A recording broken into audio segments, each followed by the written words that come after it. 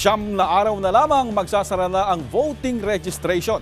Kaya isang student leader at boto patroller ang patuloy na hinihikayat ng publiko, lalong-lalo na ang mga kabataan, na magparehistro. Student Council President ng 4th Year College na si Ramon Victor Rojas.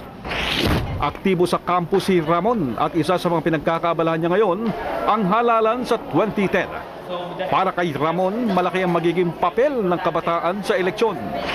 We're the ones who are going to lead someday next generation leaders. The most important aspect would be education, ma'am.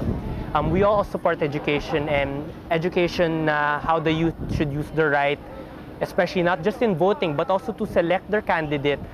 Kaya kasama ang mga kapwa estudyante, naglunsad sila ng kampanya para hikayatin ang mga estudyante na magpa-register at bumoto.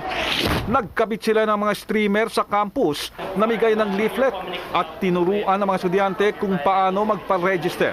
Forms already here. Nandito na po your personal information.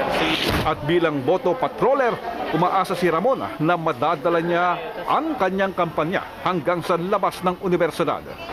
As boto patroller, ma'am, it's not just me focusing on yung sa education ng FU community, ma'am. As a boto patrol, dun ko rin po na extend yung responsibilities ko po na hindi lang sa loob ng FU kundi sa labas rin. At ngayon, 9 na araw na lamang magsasara na ang COMELEC registration. Hinihikayat niya ang lahat, lalong-lalo na ang mga kabataan na magpa-register. To the youth sector, mga kapwa kong kabataan, importante po na bumoto po tayo. Kasi isang boto po natin, nagiging malaking impact po tayo yan. Magkakaroon ng maraming pagbabago. Ibahagi po ang inyong sariling kampanya. Magparehistro sa Boto Mo, Ipatrol Mo. I-text ang BMPM space, view space, pangalan / address / edad at ang inyong mensahe.